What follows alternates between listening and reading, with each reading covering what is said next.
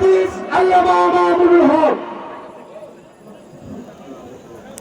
সংগ্রামী উপস্থিতি, সকলকে অনুরোধ করে বলছি, আমাদের মাঠে অনেকগুলো চেয়ার খালি আছে, আমরা এদিক সেদিক দাঁড়িয়ে না থেকে চেয়ারগুলো আমরা চেয়ারের মধ্যে বসে যাই।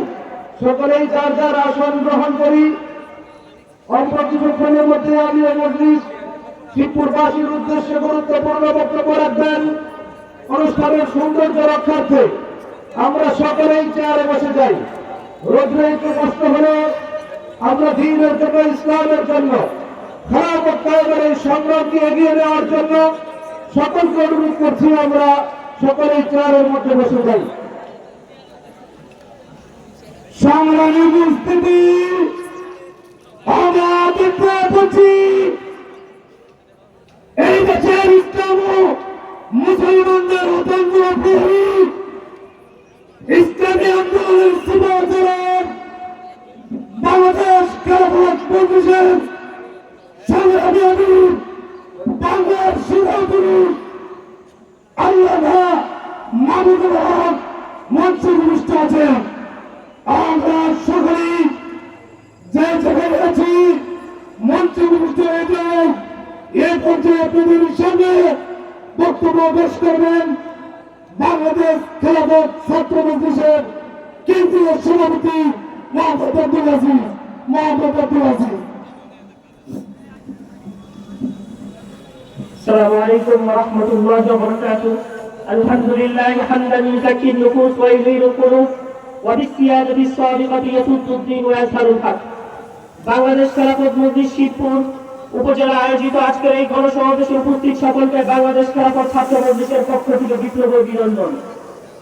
প্রিয় ভাইয়েরা আমার, এদেশের ছাত্র জনতার রক্তে যে তকবকে তারুণ্য জন্ম নিয়েছে, এদেশের ছাত্র জনতা 52 ভাষা আন্দোলন করেছে, 69 গণঅভ্যুত্থান করেছে, 71 মহান স্বাধীনতা সংগ্রাম করেছে, 1990 স্বৈরাচার এরশাদের বিরুদ্ধে গণ আন্দোলন করে তুলেছে।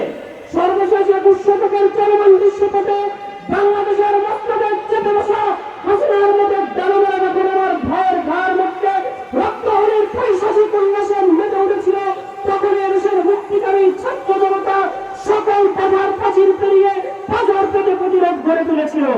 প্রিয় শিবপুরবাসী, আপনাদের এই এলাকা লক্ষণ, আনারস, সাগরকলা ইত্যাদির জন্য বিখ্যাত।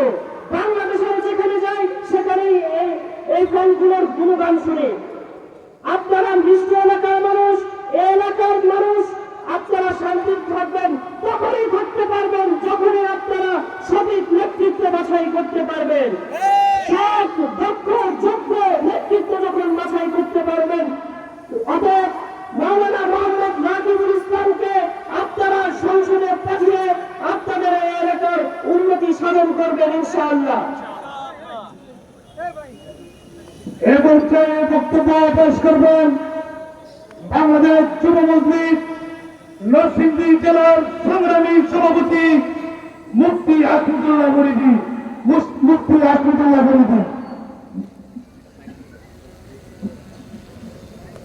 السلام عليكم ورحمة الله.